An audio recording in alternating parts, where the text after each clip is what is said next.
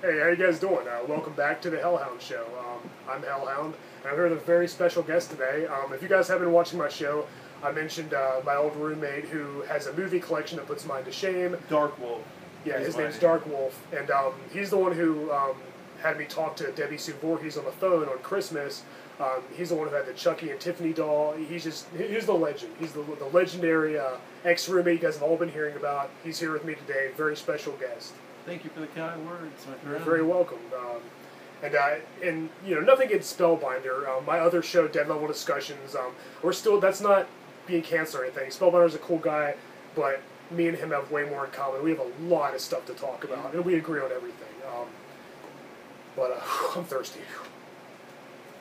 Here's your Crystal Lake water. Thank you so much. No problem. That's good stuff. Yes, it is.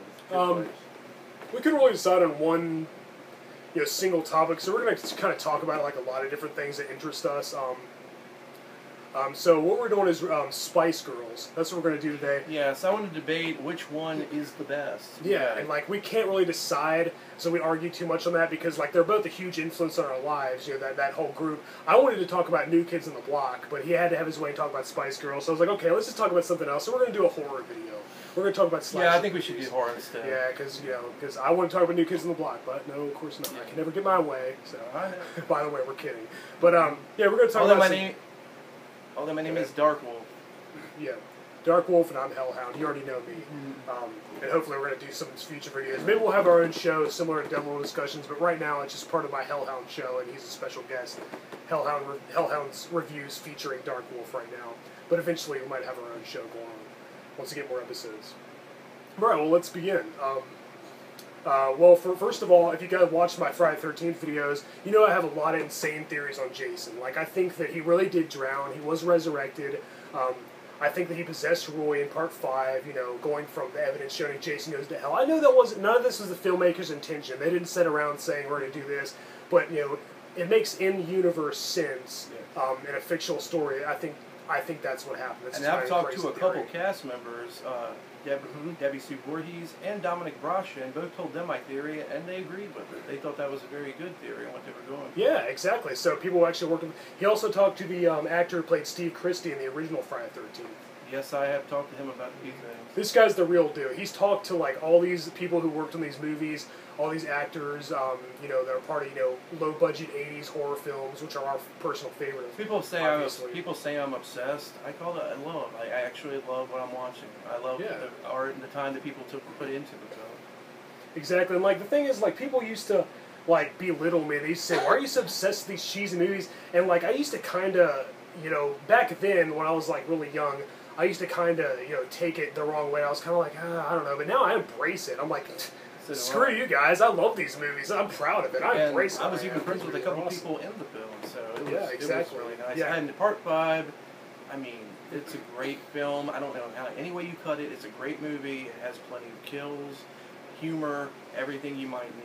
It's in that movie. And, hey, even Jason's in it. Because, I mean, what is he doing? Picturing a fake Jason? Yeah, what was he picturing? Just some goalie from a hockey team? Picturing a fake Jason? I don't think so. And I think that Jason was, and I think it was Jason's spirit. He was possessed by Roy. Because, I say, as you made reference to, when he saw him in the barn, he had that look in his eyes, like you knew him, you wanted to kill him. If it was just some random guy, why would he care? Yeah, and plus he took a chainsaw to him. Yeah, like, he was indestructible. Yeah. And as soon as he pretended to be Jason, all of a sudden he was indestructible, and he remembered Tommy. And that doesn't make sense. I'm at the point now where I watch it, and I watch that movie quite a lot. There's a lot of great actors in it, and a lot of people that really stand out and are unique. Like I say, the character of Tina comes to mind, Violet, and all of them. Even Tommy, played by John Shepard. He did a great job. Yeah, and like when I first watched, I used to think, well, he wasn't, he was kind of quiet and boring. But now I look like, well, that's kind of more realistic. Yeah. That's like, I look at it like that's a more realistic. And you gotta love Miguel Nunez Jr., Steven. You gotta love him. The guy from Return of the Living Dead. That guy is in. He could be a comedian in his spare time, and he might be. Yeah. That guy is awesome. Everything he touches turns to gold. Whatever happened to him? I would love to see him. He still plays in some movies. In fact, that's great news. He was in some big time pictures. He actually played in For Richard Reporter. He was an IRS agent. I still like him anyway, but he did play that. It was a great. It was a great part. It was a great part. That's good. I'm glad to hear it. And Dominic Brasha, he's been in quite a few films and directs. And he plays in a movie I really want to see called Hard Rock Nightmare that's almost impossible to find. So if you ever find it and you're a fan of our show, send us a copy. What was that movie him and Corey Feldman were in? Oh, and I will say this, and Debbie Sue Voorhees, she, not only is she known for Friday the 13th Part 5, let me tell you this, she ended up directing a movie recently called Billy Shakespeare. That lady can direct, she's very talented, very knowledgeable, and does a great job. It was a wonderful movie, and I'm glad she's doing well. If you're watching this, Debbie, well, you know, I don't want to sound creepy, but thank you for, you know, playing a part in, you know, one of the most important franchises in our lives. And I'm not going to go so far as to say just because she had a nude scene, I'm not going to be weird and say, you know, I enjoyed that. I mean, I'm not going to lie, I did enjoy it. I am a hetero male after all. But, you know, but her acting, you know, her character was cool too. People gave her too much flack about that with schools and different stuff that she may have pulled in. It's a part. There were killings in it. Yeah, you should get more offended about that, not a nude scene. People are naked. It's a character. Yeah, that's the way we came into this world. But no, she's a great lady, great person. She consider her a friend. And I'll tell you somebody else. The character of Violet was one of the coolest characters ever. She was ahead of her time. She was ahead. She was awesome. I wish she lived instead of Pam. Pam was boring. And Tiffany Helm is a great person because she helps with animals, wolves, wildlife. She helps, and once she even takes donations for things to help them through the company. She's a great person too. Very caring. Very good. A lot of good people worked on these films. And one more reference: the man who played Matthew Letter in the film, the main counselor there. He actually played the part in Indiana Jones and the Last Crusade in the beginning with River Phoenix, who handed him the hat. He played in that. What did I tell you guys? This guy's the real deal. This guy knows his stuff. He's well researched. Sometimes he puts me to shame, but you know, we're pretty much equals though in our so we are a little partial to Part 5. We are a little partial to that. I'll defend that movie till the day I die. The only problem is when people say Jason's not the killer. But I think it influences my enjoyment of the movie if I say he possessed Roy. I'm sorry, when I watch Part 5, I think it was Jason. I don't even think about that. Yeah. I don't even think about that. Yeah. Yeah, it's Jason to me. And you know, I don't like when people put their top, you know, whatever Jason list, like rank the Jason actors, and they don't include Tom Morga. People are sheep. They'll just put down. I don't like it just because nobody else. Yeah. But like, what about Tom Morga? He did a good job as Jason. You know, he wasn't like one of my top favorites, but he did good. He wasn't as good as Ted White or Kane Hodder or Richard Brooker or C.J. Graham. But he was probably, he was damn good. He was better than... And it came off the final chapter, which was almost impossible to top. That would be hard to top. It was very amazing. And the final chapter, I had the privilege, we both did, to see it in the theater. Mm-hmm. I mentioned this in my Friday the 13th video. He's the guy I told you about. And it had some really quality actors in that as well, as not to mention Ted White, who played Jason, who I've talked to before on the phone. He's a really great guy. That's another one he's talked to on the phone. And he doesn't want to be known for that all the way. He's done some Western work back in the 50s. Very nice guy.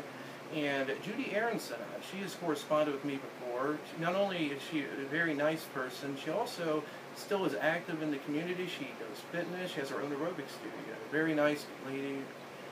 There's a lot of good people in these, and I'll tell you something about most of the groups of the camp counselors in the films. If I can't think of any right now that I don't like, but especially in Part 4 and 5, they were people that, if you weren't getting killed by Jason, you gotta love Jason. These are people I'd like to hang around. Oh gosh, yeah. Oh yeah, a nice cozy setting like that. Yeah. Oh gosh, yeah. Oh my gosh. Nobody loves the woods more than we do. If you're watching this, you say, "Well, I probably do." Maybe, but it's not likely. If somebody put me in the woods in one of the cabins at Crystal Lake and told me I had to stay there the rest of my life, hey, if I had that and I had a Kmart and an IGA out back, DVDs, I'd be fine. Oh yeah. God, I'd be fine. I'd do it. Hell yeah, I'd do it. Yeah. As long Besides, as one of these about Friday the 13th, it's like a drug. It's cozy. It's very nice surroundings. Very cozy. These are people that don't think they're better than everybody, and to have somebody like that on there, they'll probably get wasted anyway. They're real people. You know, they're very fleshed out. You know, some people say Jason might not be like a real person, but I mean, you have the villain in the film. Yeah, I got the villain. I got the monster. It's not Friday the 13th. That's part of cinema. I wish the Friday the 13th movies were like 2.5 hours long, just so I could see the characters more before they get. We know they're going to get killed. Yeah. Some of them didn't get fleshed out enough. Like some of them were just starting to get to know. These people, like Violet in Part 5. And like I say, we've talked to a couple of people that have been in the films where we would talk to like friends. So, I know. I think it's awesome. I'm very. And by the way, I must say, and I haven't been on any outlets to tell anybody, I'm really sorry to hear about Betsy Palmer's death. Yeah, it's very unfortunate. She's also wrote back and corresponded. Yeah, he's very sorry for Richard Brooker and Susan Jennifer Sullivan, who We've played lost a Part lot of 7, greats. who played basically the bad girl in Part 7, but in real life had a heart of gold. Rest in peace. They were great. We lost a lot of horror icons at the Yeah, same it's time. very Betsy sad. Palmer, Christopher Lee, Robert Z'Dar for the Maniac Yeah. Cop trilogy. It's just like, man. Alright, so basically, I think this video, we're just going to narrow it down to the big four of slasher franchises. Friday the 13th, Texas Chainsaw Massacre, Halloween, Nightmare on Elm Street. It would take, like, all day if we tried to do others like The Prowler and Funhouse and Happy Hell Night and all that stuff. And The Fog, which we'll get into on another one. That's one We of my will get to The all-time Fog. favorites, which I will dare say, I put it right on the level of Halloween with John Carpenter. It's that good. It's whatever you pick your poison. Whatever one you want to watch, whether you're in the mood for a ghost story, mood for a slasher. Yeah. I'm not John saying Carpenter one has it all. I'm not going to say that Halloween's better than The Fog. I'm not going to say The Fog's better. They're both equal. John Carpenter's got like He's a little bit of genius. everything. He's got sci-fi, he's got adventure. He's a Big genius. Trouble in Little China. John Carpenter directed that. Yes, he has. Escape from New York, Yeah. Escape from L.A. You know, They Live. They Live. Yeah. They Live. Lots of good ones. He Breakfast directed a at lot of good. Tiffany's. Yep. Well, not but now he's a genius. Spice World. John Carpenter is my favorite The director Thing. of all time. Me too. By far. By far. James Cameron might be a close second, but he's no offense. If you're a James Cameron fan, I don't mean to offend you, but I think he's kind of lost his. You know, he's kind of lost his. What was good about him? What was so great about him back then? He's kind of lost it a little bit. Like, I'm not a fan of his modern stuff. I'm not a fan of Avatar. And some people may pick on Carpenter's work, like The Ward, but I'm going to tell you something. I mean, can't they do it had what they forever. had to work with, Yeah. and he still did good for putting it Yeah, out. you It can't- wasn't bad. you can't It make wasn't great bad. movies John forever. Carpenter is a genius, but I'm going to tell you, when he started out in his career, you can't talk. Untouchable. Nobody can You compare. cannot talk. I'd even go so far as to say that, you know, Francis Ford Coppola may be a technically better director. He might have better techniques behind the camera, but I'd take John Carpenter every day. He's my personal favorite. Like, you could come to me and say, well, Francis Ford Coppola did this and this and this with the camera. I don't care. John Carpenter is more imaginative. A lot of They great appeal more directors, to Sean me. Cunningham and Wes Craven. Yep. And speaking of Wes Toby Craven, Hooper. Nightmare on Elm Street. Let's get to Nightmare on Elm Street. We talked about Jason. Let's move on to Freddy.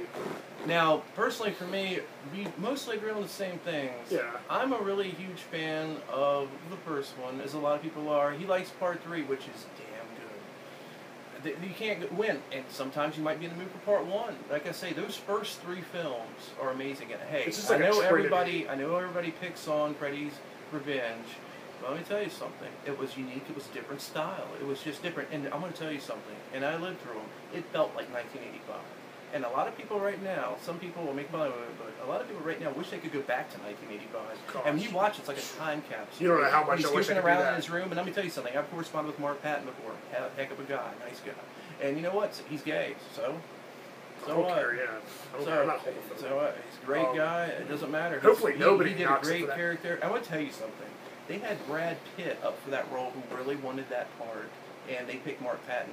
I'm Mark glad they Patton got kicks Patton. Brad Pitt's overrated ass any day.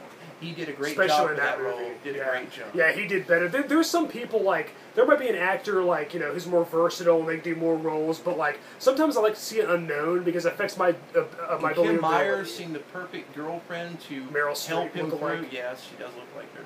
She played the perfect girlfriend to adapt to him and his struggles, and she was really nice. You couldn't ask for. She stood by his side. He was getting possessed by Freddy Yeah. freaking Krueger, and That's she the way- stood by That's him. the way my lady is. She's like real nice like that. That's good. So yeah, it's That's great. good. And let me tell you something. And you don't kill people, so. No, I don't. I do like watching the films, Yeah. but no, that's Neither when one it of gets us to are be do a that bit in much. real If you life. start killing people, You shouldn't be watching you those shouldn't be films. watching them anyway. You're taking it the wrong way. No, either you get it or you don't. It's it an doesn't escape. make you. It It shouldn't doesn't be a make you do projection. it. No, you shouldn't watch films. So back to what I was saying, like, you know, I like it when, like, I watch a horror movie and it's a bunch of unknown people I don't know because it feels more real. Like, Exactly. like I love, I'm tired you of know, the big names. Anthony Hopkins, Danny DeVito, Yeah. Johnny Depp. They're great actors, but if I watch a movie, I feel like I'm just seeing big name actors who, it's like I'm just seeing Johnny Depp. He's a great actor. I'm not knocking him. Very diverse. Oh, yeah. But Yeah. I watch a movie, it's like I'm just seeing Johnny Depp in a costume. If I watch these horror movies, for all I know, they could have filmed it and it could have really When happened. I I know am aware Jason of Johnny didn't really kill Depp him. is a great actor. I'm aware of Johnny Depp, but when I watch Nightmare on Elm Street Part 1, I'm seeing Glenn. Me too. I don't even think of him as what he's done. Yeah, he doesn't even. He looked a lot different back then too. And I grew up with these people like they were almost like friends. I mean, you just watch them every day. Well, not every day, but you watch them quite a lot. And this is who they are. They're good people. So yeah, like I'll never, I'll defend these horror movies till the day I die. Yeah. It's kind of like a cheap thrill. It's kind of like the fast food of cinema. But so what? Movies are about entertainment. I watch them to get entertained. I don't want to see reality on the screen. You might have some friends that leave you, but the horror films are still there. They're still there. They're not going anywhere. The VHS breaks or the DVD skips. I mean, it's still there. Go buy another one. The relationships come and go. These movies are always there. They always will be. And every now and then you get fortunate enough to actually talk to the real people. And some of these people might not be big names. They might not even act anymore, but hey, they're a movie star in my book. Right. Well, I don't want this video to exceed like 20 or 25 minutes, so let's talk a little more about Freddy. We both agree that Part 1 is technically the best. Yeah. Like, it's probably the best Freddy film. My personal favorite is Part 3. There's a difference between a movie being the best and a movie being your favorite. Yeah. I know Part 1's probably technically the best, better movie, but I'd rather watch Part 3 and have more fun and be entertained. And I think Part 1 and 2, I think Part 1, 2, and 3 are the three best. Freddy vs. Jason, probably fourth best. I know it's newer, but it was really good. Freddy's Dead is the worst, dear God. I'd rather stick needles in my eyes and sit through that again. And I think they made that film to really hope the franchise was dead. The franchise was dead. That's what they should have called it. Freddy's Dead, all right. Thank goodness, New Nightmare didn't resurrect him the way I wanted. And by the way, Robert Englund, it wasn't his fault. He did the best with what he had to work with. Exactly. It wasn't his fault. I don't blame him at all. I don't even blame Wes Craven. Yeah, and that green cat over there. Can't blame him. Nope.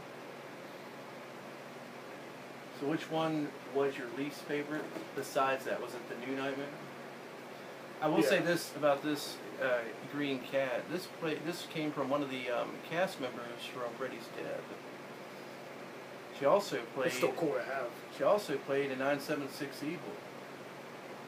Yeah, very good. Was it the blonde girl with the leather jacket in 976 Evil? Yes. She was, yes. What was his name? Spike? Yeah, Spike's girlfriend? I can't remember the actress's name. She sent this to me. That's cool. Yeah, my mind's skipping on me right now, too. Probably Freddy's Dead's the worst. I think the next, I'd say Part 5. Like, New Nightmare, I don't like what they did. I don't like how it says, all the other ones are just movies. They didn't really happen. I mean, I know they didn't really happen. According to New Nightmare, all the events of Part 3 didn't exist. They're non-canonical. I don't like that. It might be technically a better movie, but I don't like that. So I'm going to say, I want to say New Nightmare is probably the next worst. In my ranking video, I might have held it higher than Part 5.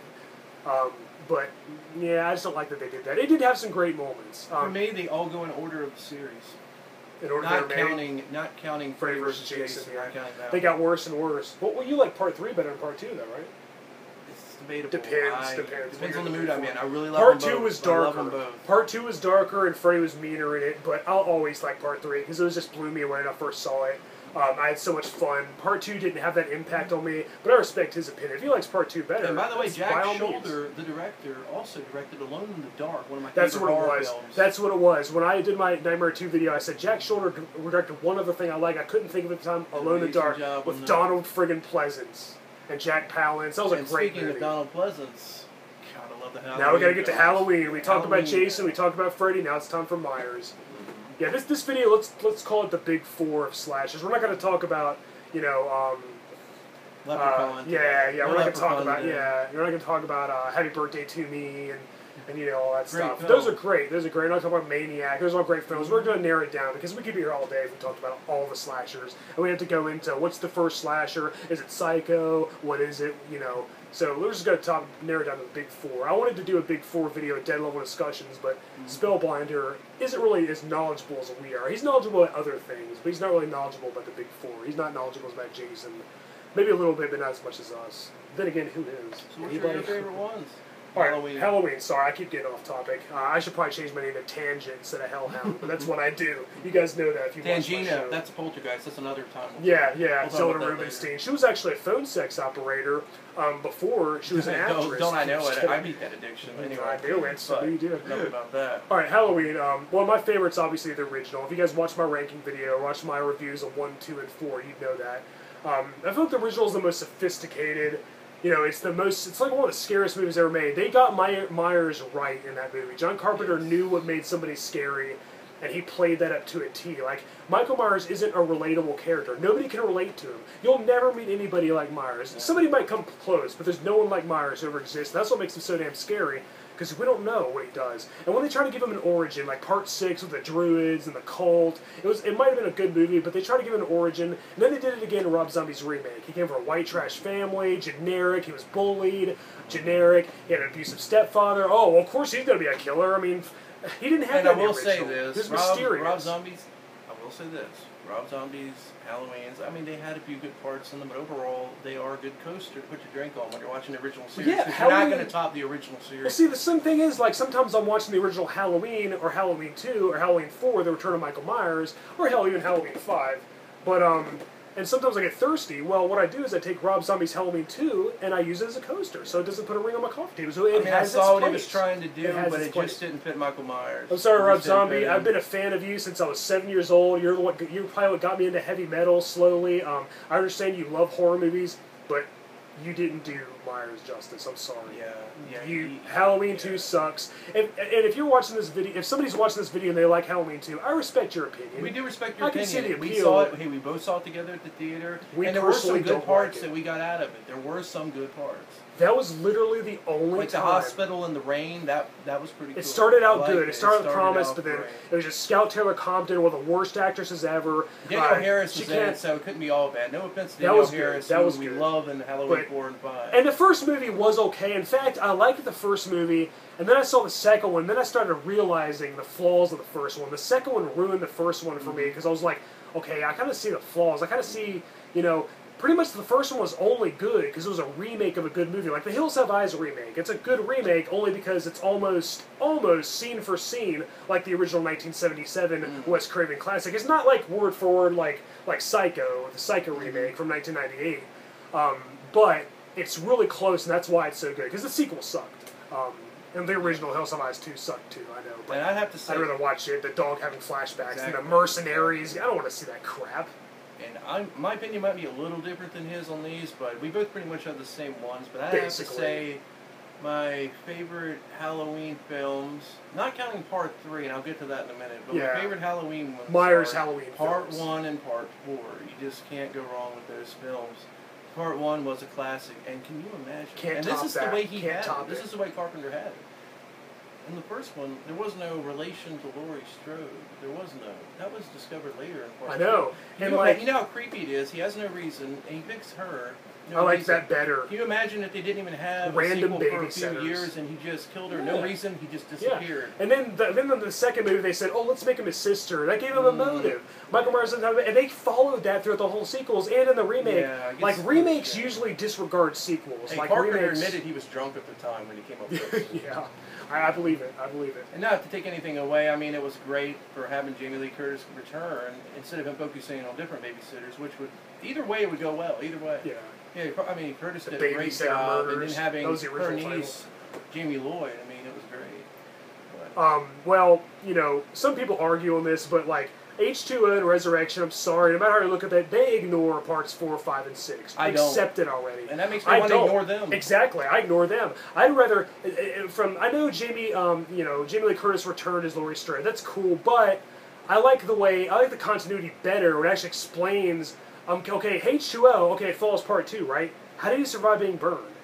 Like, he blew up and, like, Part 4 explained he was in a coma, he had burn scars. He just shows up in H2O. It could have been somebody else wearing a mask. He just shows up. It turns out at the end it wasn't really him she killed. It was some paramedic, got his tongue cut out. I don't watch Resurrection much, so I'm not knowledgeable about that one. Honestly, for me, I leave it off at Part 6. I'm aware of the other ones. I just leave it at that. And I think that's, to me, when it really ended. Well, check this out. Okay, Nick Castle, Dick Warlock, George P. Wilbur, Don Shanks, then George P. Wilbur again, then Chris Durand. I don't know who played him in Resurrection. Tyler Mane played him in the Rob Zombie remakes. Resurrection's the only movie I don't have the actor's name memorized who played Myers. Do you know what his name is?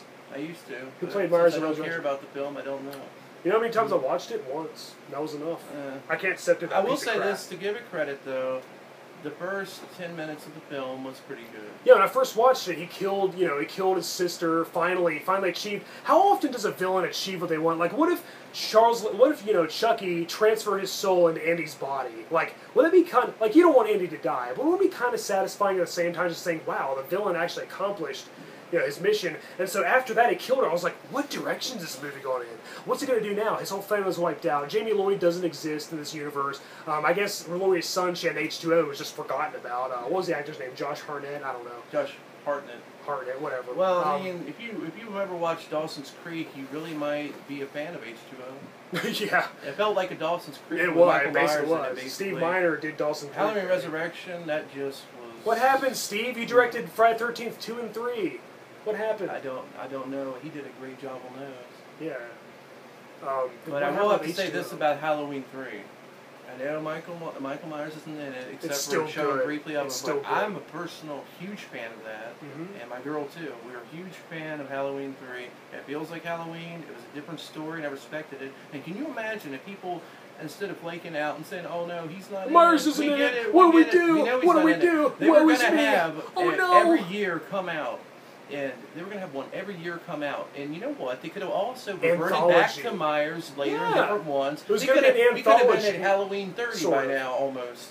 Yeah, I know. There was going to be a different story every time. That was a great idea. And Tommy Lee Wallace did a hell of a job directing the film. You can kind of say the Prom Night series is like that, because the first movie was a slasher. Jamie Lee Curtis was in that too, by the way. And Tom Atkins played in Halloween 3, and you can't go wrong with that. Not to mention... From Night of the Creeps, one of my favorite actors in The Fog, too. And Dick Warlock was the robot, the main one they kept showing in the Robot Factory. There were references to... But what I was saying is, Prom Night was kind of like that. Like, the first one was a slasher movie, Jamie Lee Curtis. There's nothing supernatural about it. It was a killer who wanted revenge. Mask Killer was a slasher movie. The second movie was a supernatural... it was more like Nightmare on Elm Street crossed with Carrie. Like, it was totally unrealistic. It was surreal. It had nothing to do with the first one. It was a sequel in name only. Yeah. The third one followed the second one, Prom Night 3. Hello, Mary Lou, Prom Night Part 2, and then Prom Night 3, Deliver Us from Evil. That's what it's called, right? Yeah, Deliver Us from Evil. I thought I might got Part 4 subtitle mixed up. But, and then Part 4 came, and it was a totally new story again. Part 2 and 3 follow each other. But, if they'd done that with the Halloween series, it'd been a different story every time, I wouldn't have minded. I'm glad they did bring Myers back. I'm really glad they did, because I like how it's a franchise with Myers, just like Jason is Friday the 13th, Howie is Myers. If all I got was 2 films of Myers, and, maybe it wouldn't have had the impact it had. But that's not what the problem with, I don't have a problem with Part 3 omitting Myers. If they called it Season of the Witch, it'd still been good. Out of all those 4 franchises, Friday the 13th had the best ones. Definitely had the best series. Because the only one that really sucks is Jason X, but still, it doesn't destroy the Jason character. Jason still did right in it. I will say this, when I'm in the mood for alien movies, sometimes I do. I throw in Jason X, and I'm not being funny. It's a good way to complete the marathon. Yeah. Basically, it's more like an alien. He represents the alien. Yeah, that's what they wanted to do. Same with Critters 4. They wanted to make an alien movie. And I did like the reference back to summer 1980. They showed that little reference. That was cool. The girls smoking pot and all that. That was cool. They put that in there. Yeah, a little nod. I would, and I'm all for changing it up. I want to see a winter time Friday the 13th. I want to see snow on the ground. I want to see Crystal Lake frozen. There probably won't be as many sex scenes because people are, all dressed up and, hot tub, jacuzzi. Yeah, there's a way around it. The bedroom. But I want to see a Friday the 13th set in the winter. I would much rather saw that than Jason in Space. But they still won't make it. Now we're getting another remake that doesn't even follow the reboot. Instead of giving the fans what they want. They literally sat around and said, should we have Corey Feldman return as Tommy and have it set in the wintertime? No, the fans would like that too much. Let's give them something that sucks. Let's give them something they don't want to watch. I'm a they Corey Feldman fan. Found footage. I think Corey Feldman did a great job in Friday the 13th Part 4. He did a great job. They should have Corey Feldman come back and play Tommy Jones. First they kicked around the idea of doing found footage. And then, I guess, I'm glad they got rid of that. Don't make a found footage Jason film. And people need to quit bashing Corey Feldman. Stupid. You name almost any movie he was been in the 80s, and even some right lately he's doing, they were great films. He did a great job. He was great in the 80s. He's one of my favorite child actors. I'm not going to bash him. The Goonies is one of the best films. Goonies, Stand By Me, Gremlins, Friday the 13th Final Chapter we already mentioned. He's just always great. Heck of a character. And, And I don't even mind him when he got older. Like in Bordello of Blood, his character might have been written bad, but he was funny. And then Puppet Master versus Demonic Toys. He played the dad. He was funny in that too. He doesn't bother me. I didn't see the Lost Boys sequels. I probably should check them out someday. I saw a couple of them, and he did a great job. I'm sure he did, but it wasn't going to top the original Lost Boys. Right. Like the Frog, It's hard to beat the original. Frog. He was the Frog Brothers. You can't beat the original, as Rob Zombie spelled out. You can't beat the original series. Yeah, right. Yeah. Although that was my favorite line in Scream 4. She said, "You're freaking one thing is about remakes. Don't fuck with the original." That was awesome. You know, I'm not a huge fan of the Scream series. They're pretty good, but they're not my favorite. But that was That's all we had. line. Hey, that's all we had in the 90s. That's all we had in the 90s. Horror was dead. And Leprechaun. And some of the but Chucky we didn't- movies, yeah. you know. But pretty much Scream was it. So hey, I mean, like the And I know 80s. That's you why did the last 80s. summer. That's why the 80s rock and late 70s for that matter. 70s and 80s, and now I think that horror 70s. movies are better now. The 70s. Than You they know who were. that introduced besides Michael Myers? Leatherface. Leatherface. Let's talk about Leatherface. We talked about Jason, Freddy Myers. I'm gonna wrap this up. Okay, now, yeah, it's already the 30-minute mark. We're gonna, like, maybe spend 5 more minutes, otherwise the video's gonna be too long. This always happens, by the way, and I apologize, but I could talk about this for hours, and both of us could. So the thing about Leatherface is he's the scariest because he's the most realistic. He was based on Ed Gein, who is a real-life serial killer. You know, both of us, like, he's probably our least favorite, because, you know, the others are more entertaining as a sense of escape from reality, but we both agree, Leatherface is, like, the most real, because, okay, Freddy's a ghost who kills people in their dreams, Jason's, you know, an unkillable zombie, even the first 3 movie, or the 2, 3, and 4, I'm sorry, like, okay, if you want to argue he wasn't a zombie, still, there's something, he survived a machete in the shoulder, an axe in the head, he was cut up into pieces at the end of part 4, he comes coming back, he was hung in part 3, that's unrealistic, I'm sorry, but he may not have been a zombie, it's still unrealistic. I think he survived You drowning. gotta love the scenery in part 1 and 2, for instance, the Texas yeah. Chainsaw. By the way, in Texas Chainsaw Part 2, I could live down underneath that underground tunnel. I love that tunnel. I love that. It's That like was almost just like the Goonies. Goonies, but Love it. A little different. Yeah, skeletons A little everywhere. different. But what I was saying is, you know, then we have Myers. You know, he's an unkillable, unstoppable evil force. You know, on paper, okay, he's realistic. He is an escape mental patient, but you know, you can gun him down. He keeps coming back no matter what. He burned to a crisp in part 2, and he came back with just a few scratches. He has eyeballs shot out. You know. That's unrealistic. Leatherface is the only one that can really happen. That makes him damn terrifying. Yeah. And there's nothing going on in his head. Like Jason and Myers, I mentioned this before in my other videos, so if you guys are watching, you're saying, oh, he repeats himself. I did say this before, and I'm repeating myself, I'm sorry, but it's true. Jason and Myers wear masks to hide their identity. Yes. Leatherface wears a mask to gain an identity. He wears different masks throughout the movie. An old woman, and then a pretty woman, and then just a killing mask. They're all made of human faces. That's disturbing, you know? I mean, it doesn't disturb me personally. I don't watch the movie and get scared, but I'm saying, when you really think about it... And Texas Chainsaw was the first of those big That's four. damn right. Damn right. I feel like Leatherface doesn't get enough credit. That was 1974. That was before the amazing masterpiece of Halloween in 1978. You know, it was before, you know, that's the one that kind of started all. You could go back further and say, well, Psycho inspired those. But, you know, out of the big four, Texas Chainsaw Massacre was the first. And I will say, Texas Chainsaw Massacre has the worst series of them all.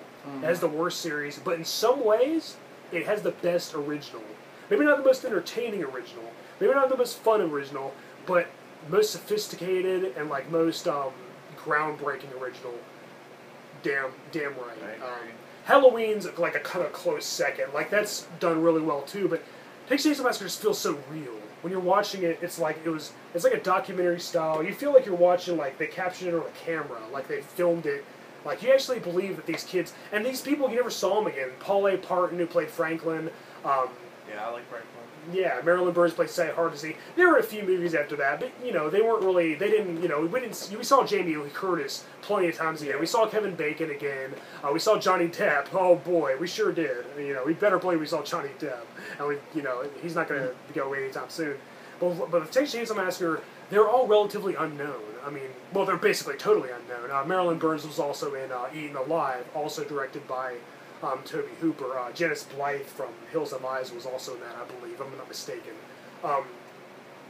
And so, you know, it was just all the more real. Leatherface is the most real one, and I find him the scariest, because there's nothing going on in his head. He just does what his brothers tell him.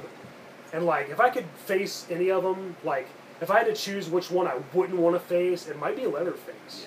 Because, you know, like, and plus he's got the chainsaw. There's no getting away from that. I feel like I could duck with Jason's machete, but his Leatherface chainsaw's everywhere. There's no getting away from it. the atmosphere, especially the first Texas Chainsaw, and I admit, a lot of the things I pick up from a movie, the main thing I like is atmosphere.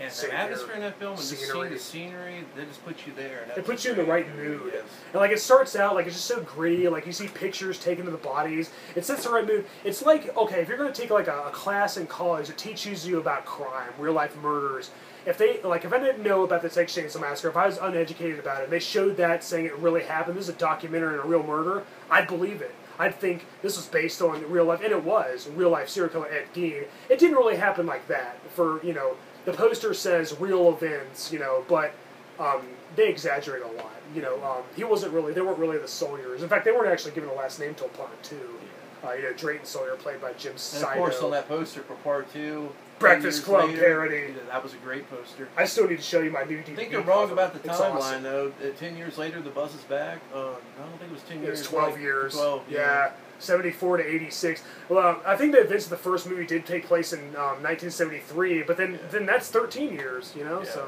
that's accurate too. But I think 10 years just sounds good. It's just a good number, like a decade later, you know. But yeah, oh gosh, yeah, Leatherface is just terrifying, you know. He's definitely, he might be our least favorite of the four. Like if I was ranking them, I'd probably say Jason, Myers, Freddy, Leatherface. Yes, but it depends on how you look at it. And in a lot of ways, Freddy's kind of the black sheep. Like, when you look at it, like, he's different in a lot of ways. Really, they're all different from each other. But, okay, Freddy doesn't wear a mask. He talks.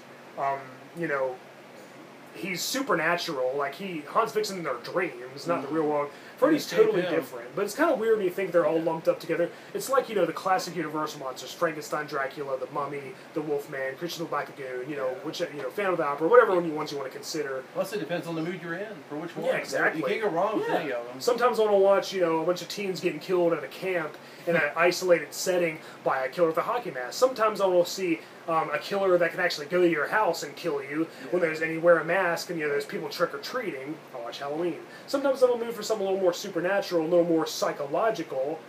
Never. It would be the safest from Leatherface because we don't live in Texas. That's true, yeah. And, like, the thing about Leatherface and Jason, they kill intruders. They're not really evil. Like, people come to them and they think, this is my territory, get out. They kill, like, Leatherface kills his older brothers tell him to, and that's what he eats humans. You know, they eat human flesh. They're cannibals. They eat to stay alive because they eat people. And, Jason kills for revenge of they beheaded his mother in the first movie. Played by the late and great Betsy Palmer, rest in peace. You know, Pamela Voorhees. They kill his mom. He kills for revenge, and he's territorial. Freddy kills because he's evil. He's straight up evil. It's kind of a revenge thing, too, because the parents burned him alive. But, you know, it was for a good reason, because he was killing people before. He was a child murderer, and, you know, on paper, people might say, hey, Freddy Krueger's a child murderer. Why do you want to watch a movie about that? But it never actually showed him killing a kid. If it did, I wouldn't be a fan. I'd root against him. Myers tried to kill a kid, Jamie Lloyd, in, you know, parts 4 and 5. Jason tried to kill a kid, Tommy Jarvis, in the final chapter. But if they actually did it, we'd root against them. Yeah. You know? So it's just different, even though they tried. Yeah, Freddy's kind of the black sheep, you know. And yeah, as I said, I love the scenery. I love the Texas setting. I'd love to go to Texas someday, you know. It looks like a cool place. And the house from the original Texas Chainsaw Massacre movie has actually been made into a restaurant. Of all things. I want to go there and I want to eat some meat. I want to go there and order a hot dog. I'm going to eat meat when I go there. Yeah. Is that weird that I want to eat meat and get in a restaurant? Oh, yeah. It's weird, isn't it? Oh, yeah, I don't know what you're doing now. I know.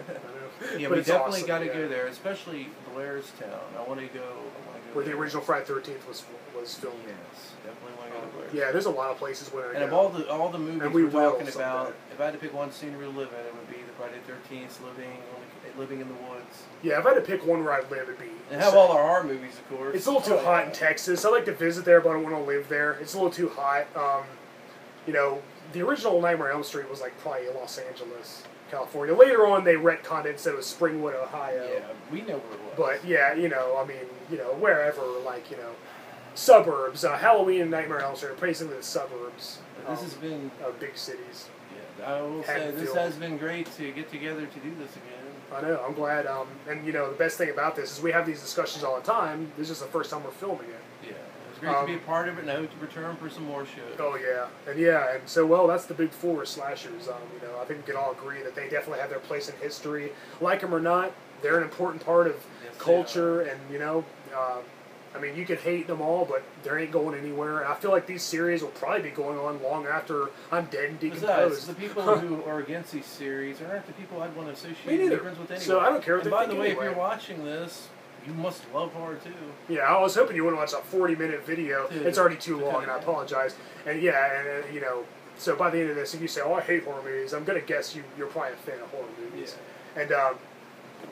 And if you're watching this Horror Hound, I want to give you a shout out because I appreciate everything you've done. I appreciate your support, and all our late night discussions about 80s horror films are just, you know, it's one of my favorite things Seems to like do. a good guy. He's cool, yeah. I probably like him. We'd love to meet you in person too someday. And he lives in Texas. How about that? Hey, maybe we can all We just go talked to that about going to restaurant. Texas. We're gonna meet Horror Hound. We're gonna eat in that restaurant.